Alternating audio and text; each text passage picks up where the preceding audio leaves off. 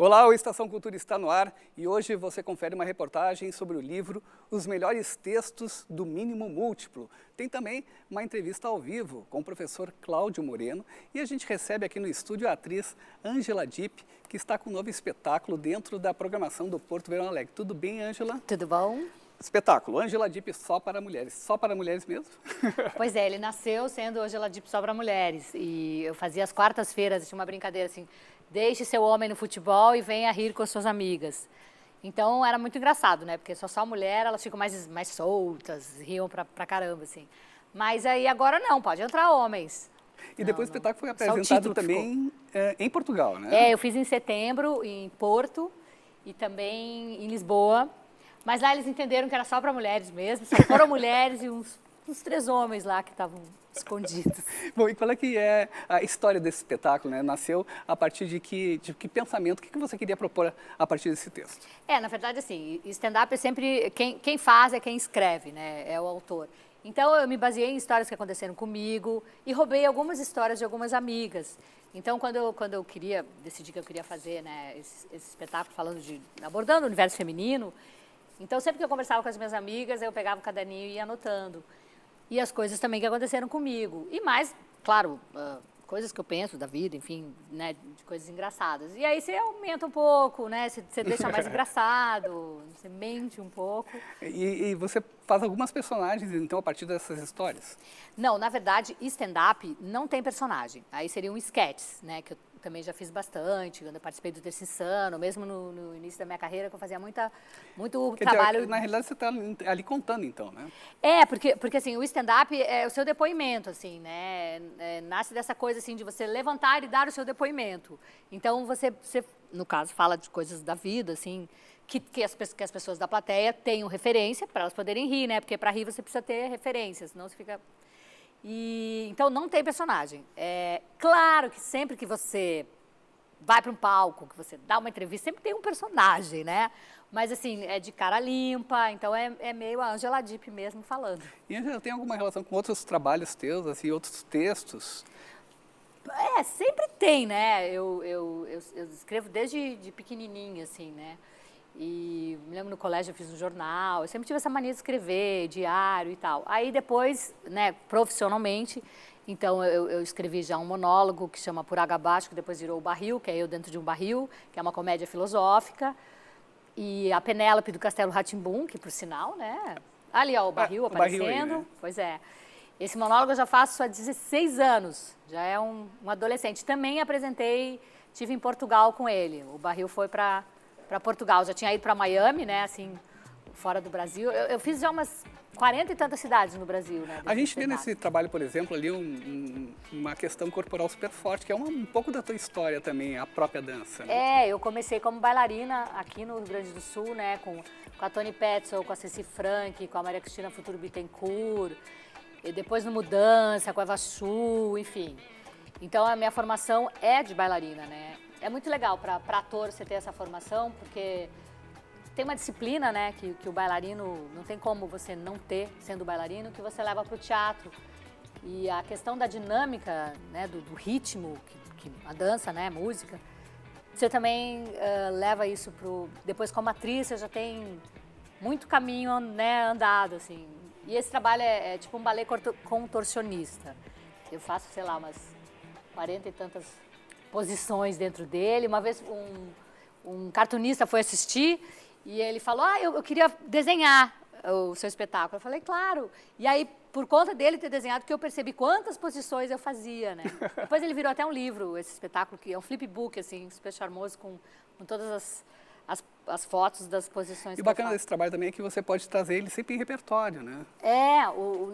Assim, apesar desse cenário maravilhoso ser do Elcio Rossini, que eu adoro, o pessoal que trabalha com cenário e tudo mais, eu tenho uma ojeriza com cenário, assim, porque eu gosto de viajar. Então, tem que ser uma coisa muito portátil, né? E tá cada vez mais difícil de você conseguir nessa profissão, se deslocar por aí. Então, quando é só eu e um barril, eu despacho em bagagem normal, assim, né? Claro que é sempre uma piada quando aquele barril começa a rodar na esteira. Eu fiz que não é comigo, eu pego o barril. Mas, assim, porque daí você pode viajar o mundo, né? Com esse pequeno cenário comigo. Stand-up, então, é melhor ainda, né? Porque é só eu e o microfone. E o mais difícil, a plateia, né? Precisamos de público. Ângela, você estava falando há pouco do Castelo Rá-Tim-Bum, né? Que é uma série super famosa, né? Que passou aqui na TV, da TV Cultura. E como é que tem sido essa relação até hoje, né? Porque continua muito forte isso no imaginário das pessoas, né? Pois então, eu fiz parte dos 3 Rá-Tim-Buns, do Rá-Tim-Bum, o Castelo Rá-Tim-Bum e a Ilha Rá-Tim-Bum. Então, eu me orgulho muito porque foram 3 programas muito legais, né? E trabalhar com criança é sempre uma responsa. O Castelo foi o mais famoso, está tendo uma exposição agora até o dia 25 de janeiro no MIS, que está sendo um super sucesso lá em São Paulo. E aí também, eu adoro esse personagem que eu fiz, que era a Penélope, toda cor-de-rosa, e criei um espetáculo de teatro que chama Penélope, a Repórter Cor-de-Rosa, a partir de um texto original do Flávio de Souza, que também escreveu o Castelo Rá-Tim-Bum, né, junto com o Cal. E aí eu fiz esse espetáculo, que é meio também um monólogo, é eu e um outro ator, o Robson Vilsack, que faz às vezes de um contra-regra, assim, que divertido, que atua, meio musical também, e eu tenho feito, vai fazer agora 3 anos, a direção da Carla Candiotto, com esse personagem do Rá-Tim-Bum, então deu frutos, né? E já veio a Porto Alegre esse espetáculo ainda não? Não, o infantil ainda não veio a Porto Alegre, estou aguardando convites. Ângela, falando da tua programação, essa semana aqui em Porto Alegre, você também está oferecendo uma oficina, né, para quem quiser participar. Uma oficina de humor, né, e mais voltada mesmo para a questão do stand-up e do humor. Então, é uma coisa assim, a partir das... Eu não sou uma pedagoga, nem, enfim, mas assim, a partir das minhas experiências, né, tanto até essa coisa da formação forte de bailarina, e mais tudo que eu passei, essa coisa do humor, assim, e tudo que eu aprendi. Então, nessa oficina eu vou dividir aí com Quando é que começa? Os alunos, né? Porque a gente sempre aprende mais com os alunos até, né? Começa amanhã, então é terça, quarta e quinta, no Teatro do Sesc, ali na Alberto Bins, das 4 às 8, a oficina, e aí eu já engato às 9 horas para fazer o Ângela Dip só para mulheres, com os homens na plateia também. Bom, Ângela, próximos projetos. Porque tem uma ideia, né, de transformar esse texto também em livro, né? O Ângela Dip só para mulheres. A editora Matrix lá de São Paulo, que trabalha muito com humor, eles me convidaram para fazer o livro. E eu, por pura falta de foco, ainda não fiz. Mas esse ano sai. E eu gravei um seriado que chama O Homem da Sua Vida, que é uma criação do Campanella, o diretor argentino que fez O Segredo de Seus Olhos. Já está na Argentina, tem a versão lá, já deve estar na 3ª temporada. E eles gravaram aqui, eu fiz com a HBO e com a Gulani Filmes, a versão brasileira do Homem da Sua Vida, que é uma comédia muito engraçada. Eu, Augusto Madeira, o Arthur Coll. E vai estrear, eu não sei se março ou abril, na HBO, e depois já vai ter a 2ª temporada. Então, esse ano eu já começo a gravar a 2ª temporada desse trabalho, que é uma delícia, assim, porque é... Bom, né, o Campanella, essa grife aí, essa coisa argentino, né, que eu adoro o humor deles, então, essa coisa ácida, assim, inteligente. Ângela, muito obrigado pela tua participação aqui. Obrigada também. Lembrando, então, que o espetáculo pode ser visto terça, quarta e quinta, 9 da noite, no Teatro do Sesc. Tem também a oficina que acontece à tarde, lá no Teatro do Sesc. E quem quiser informações sobre o espetáculo, compra de ingressos, o site do portoverãoalegre.com.br. O Estação Cultura vai para um rápido intervalo e você fica com o som de Ney Lisboa, que se apresenta no Teatro Renascença nos dias 20 e 27 de janeiro. A gravação do programa que você vai assistir agora é do Palcos da Vida, aqui da TVA.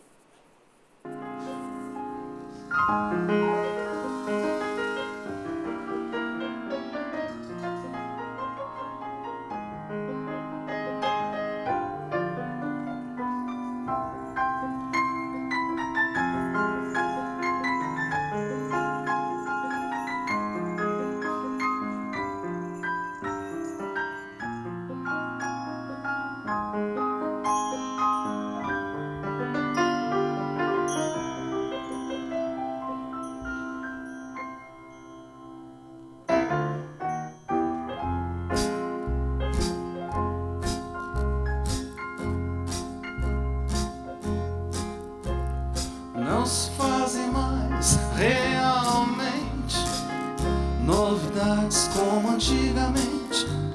Hoje estão na tela e no jornal. Antes do mundo real Photoshop sensacionais, comentários tão inteligentes que hoje, quando são meias verdades, a outra metade também mente. Não fabricam mais ideais reluzentes com laissez-faire. Hoje fazem só publicidade do que o dono da cidade quer. E quando um homem se disser mordido num portão, sexy o cachorro, tome-se a declaração. E agora nós recebemos o professor Cláudio Moreno, que ministra essa semana uma oficina no Instituto Ling, Deusas e Ninfas da Mitologia Grega. Vai abordar as principais entidades femininas na mitologia grega e na tradição ocidental. Tudo bem? Tudo bom, tudo bom. No bloco anterior a gente falava sobre a questão do feminino no mundo contemporâneo, né? A partir desse olhar da Ângela sobre o humor e os papéis femininos, né? E a gente pode encontrar um pouco desse imaginário, dessa construção simbólica do papel da mulher na tradição grega, lá nos gregos? Sim, bom, em primeiro lugar é importante dizer que mitologias há várias, mas a que nos interessa é a grega. Porque as outras, a indiana, a hindu é muito rica, a nórdica é muito rica, mas ela não tem nada a ver com o nosso DNA feminino. O nosso DNA feminino nasce, junto com o masculino, da corrente grega, que depois vai se juntar com a corrente judaico-cristã. Então, as raízes da mulher de hoje, as raízes do homem de hoje estão na Grécia, não estão na Índia. Embora a Índia nos atraia muito, não estão lá nos países nórdicos. Então, ali aconteceu um fato importantíssimo para a mulher se entender, talvez. Há uma teoria de que havia uma grande deusa, ninguém precisa ter muito registro sobre isso, que seria a grande figura feminina e que os homens não tinham grandes deuses no passado. Claro que isso hoje é muito discutido por umas feministas que acham que isso é uma maneira de engambelar a mulher, dizendo que houve uma época que ela foi dominante e depois deixou de ser e que agora poderá voltar a ser e que isso seria uma conversa para enganar os esforços, etc. Eliminando essa parte, há realmente vários indícios que houve a grande deusa, chamada grande deusa, e que na religião grega, que nós conhecemos, a mitologia grega, começa exatamente com a tomada do poder pelos homens. Zeus, Olimpo, passa a ser a nova religião. Com essa tomada do poder pelos homens, e a religião do Olimpo é bem masculina, pelo que a gente vê, o Zeus é pai, o Zeus é irmão, o Zeus é marido, né? A grande deusa não desapareceu, é óbvio, continuou sempre, né, com a sua presença, se fragmentou. E ao se fragmentar, ela deu aquele elenco maravilhoso de deusas que a Grécia tem, que são todas elas, na verdade, se nós somarmos todas, está ali a mulher. Evidentemente que antes era uma só, e que não tinha representação gráfica, agora tem. E que entidades eram essas? Que papéis elas representavam? Bom, na literatura, tu sabe, no cinema, nós temos dois tipos de personagem. O personagem, o plano, flat, como se chama em inglês, e o personagem redondo. O plano é aquele que chega, diz uma coisa e vai embora, e sempre que ele aparecer vai dizer a mesma coisa. A gente vê muito em séries. E o redondo é aquele que mais complexo, que ele é assim, mas também é assado, ele é do bem, mas também é do mal. Isso é, digamos assim, os grandes personagens da literatura. Todos os personagens da mitologia grega, as deusas, são redondos. Então, complexas. Hera é a esposa, mas também ela é a mãe, ela também é a mulher vingativa, ela também é a mulher caridosa. Todas são alguma. Atena é a deusa virgem. E ela é uma daquelas que assume, aliás, uma decisão que hoje muitas mulheres têm dificuldade de assumir publicamente. Ela não quer ter filhos. E ela diz, pai, eu não quero, Zeus, eu não quero ter filhos. Mas ela vai quase que adotar um menino, que é o Erictônio, vai ajudá-lo a crescer e vai sempre proteger os heróis, fazendo essa função materna de outra maneira. Então, não existe assim, eu sou isso, eu sou aquilo. Todas elas são tudo ao mesmo tempo. Nós estamos acostumados a ideia de que tem entidades do bem e entidades do mal. Na mitologia grega, qualquer um pode ser do bem e do mal também, depende de como é que é a relação. E que outras entidades, assim, figuras da mitologia grega são importantes para a gente compreender, então, o que se pensa hoje sobre o universo feminino? As ninfas, curiosamente, com crase, as ninfas deram a função de sofrer. São as mulheres que sofrem dos vários tipos de relações amorosas, ou porque não são correspondidas, ou porque amam demais, ou porque são abandonadas, ou porque não querem. Então, com isso, eles formam, seria quase um cenário como o da Ângela aqui, de várias hipóteses, só que eles fazem isso mais, a mitologia colocou isso mais para as ninfas, porque as deusas, digamos assim, se movem numa outra esfera. Por isso que o curso, aliás, fala de deusa e ninfas. São 3 dias, né, Cláudio? São 3 dias. O primeiro começa com o trio, que é o trio top, digamos assim, que é a Afrodite. Eu estou usando os nomes gregos. Tem muita gente que estuda mitologia pelos nomes romanos. Afrodite, ou Vênus, Atena, ou a chamada Minerva, e Hera, a chamada Juno.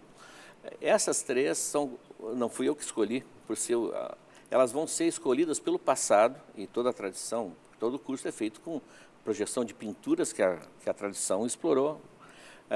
Elas foram escolhidas pelo próprio passado na nossa tradição ocidental como as mais importantes, porque são as 3 do julgamento de Paris. São as 3 que vão ser a raiz da Guerra de Troia. As 3 que se apresentam ao pastor para ele escolher qual é a mais bela. Então, essa é outra coisa que a mulher também moderna vai entender. Qual é a mais bela? Essa pergunta causa a Guerra de Troia. Bem, o curso ele acontece do dia 13 agora até o dia 15 de janeiro, sempre às 7 horas e 30 minutos da noite, lá no Instituto Ling. Cláudio, muito obrigado pela tua participação aqui. Lembrando ainda que você pode fazer as inscrições pelo telefone 35 33 5700. E o site cultural Mínimo Múltiplo reúne alguns dos seus melhores textos em um livro. Confira.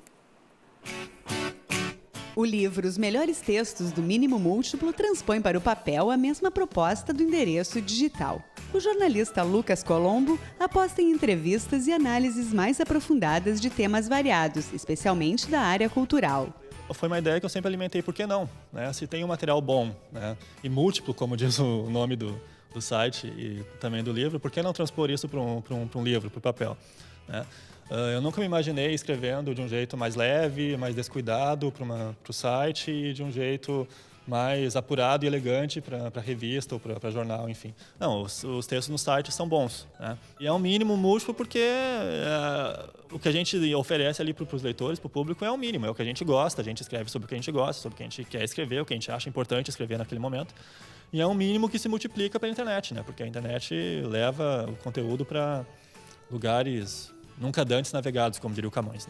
25 textos de colunistas e colaboradores eventuais foram escolhidos para a coletânea. O pessoal já mais conectado, já gosta do fato de que nós temos QR Codes, Então, na abertura de cada texto, a pessoa pode, com o celular ou com o tablet, acessar o online, para ver o material original, E se quiser, pode até comentar lá no online. Se eu não adotasse critérios rígidos para selecionar o material, a coisa ia desandar, Então, o que eu pensei? Eu dividi o livro em 4 sessões, artes, jornalismo e comunicação, política e mundo e entrevistas. E para a sessão de artes, eu priorizei aqueles textos que tratam de autores que são referências do passado e do presente. Então, tem textos sobre Machado de Assis, tem textos sobre Bossa Nova, sobre Chaplin, e também tem textos sobre autores que são referência hoje. O Philip Roth, por exemplo, que é um romancista americano, que é um dos 3 maiores romancistas de hoje, sem dúvida. Sobre o Michael Haneke, que é aquele cineasta austríaco.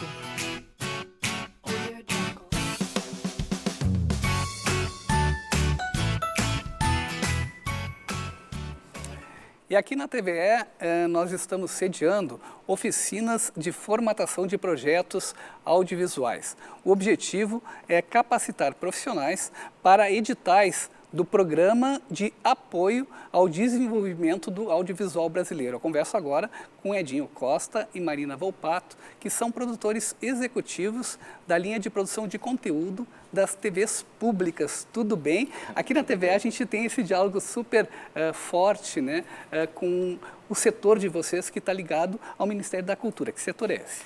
Então, a gente é da Unidade Técnica Sul, da linha de produção de conteúdos destinados às TVs públicas. Essa linha ela é executada através da Ancine, da EBC, Empresa Brasil de Comunicação, Ministério da Cultura, e conta com o apoio das entidades que representam as TVs do campo público, a BCCom, a BTU e a BPEC. Porque é um setor muito complexo assim para a gente compreender, porque são várias linhas de financiamento, né, e muitas possibilidades que se abrem para os produtores audiovisuais. No caso dessas oficinas que estão acontecendo, né, elas visam que projeto e que edital? Eu acho que é bom a gente voltar um pouquinho. Essa linha de produção de conteúdo para as TVs públicas, ela faz parte do pacote que é o Programa Brasil de Todas as Telas. É uma linha nova, né? É a primeira edição dela, por isso também que a gente conta com as oficinas que são especificamente para essa linha, para a formatação de projeto para essa primeira edição desse edital.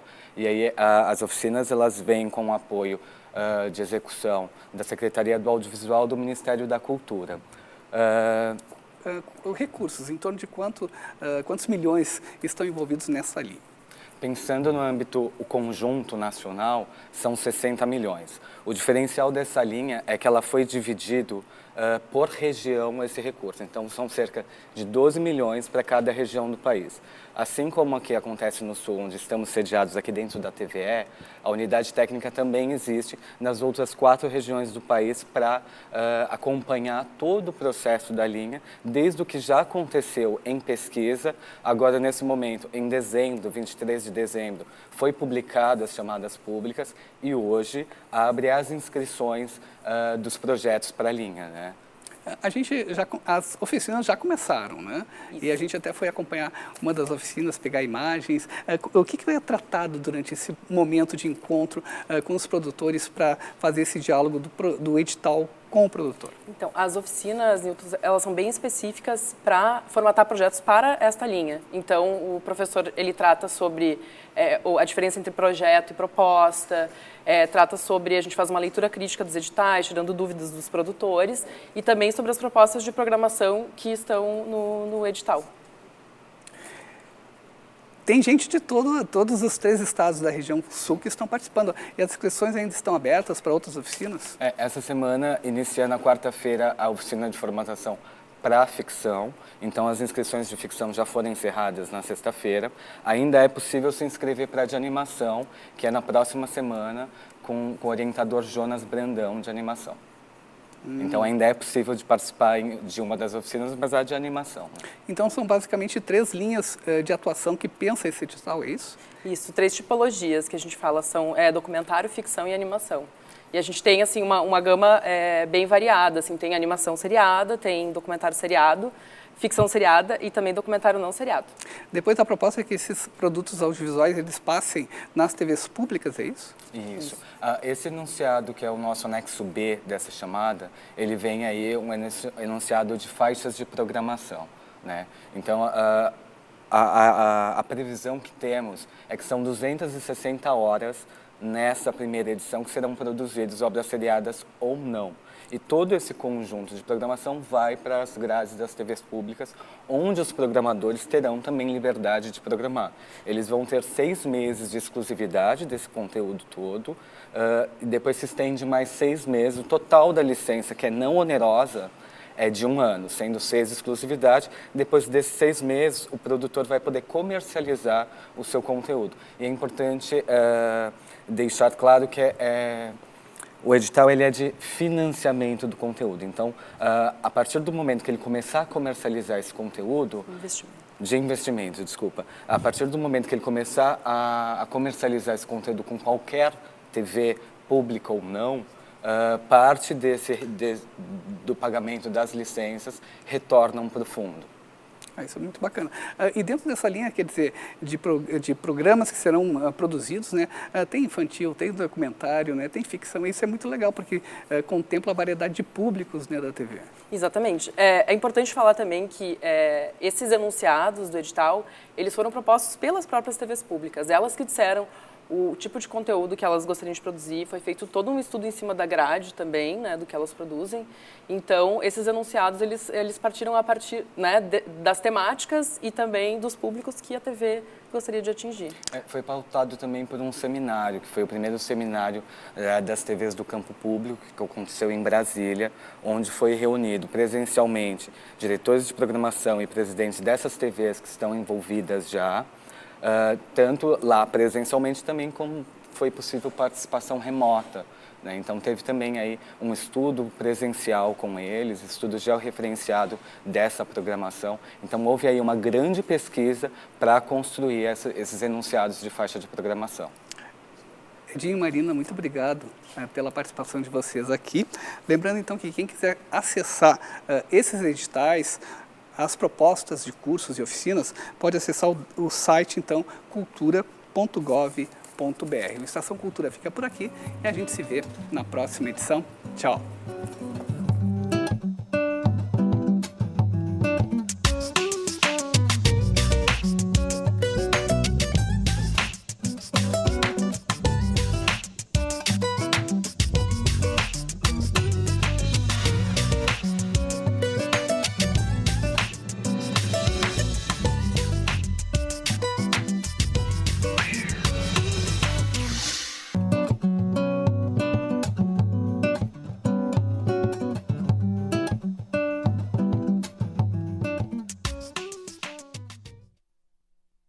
Com políticas públicas como se estavam fazendo com os jovens. O indício dos nem significa de que se o jovem não procura ou não se sente bem dentro do mercado de trabalho tal qual está ali, que coisa se lhe oferece, né? Um trabalho não decente de certa forma, e o sistema educativo não consiga ele captar, alguma coisa quer dizer.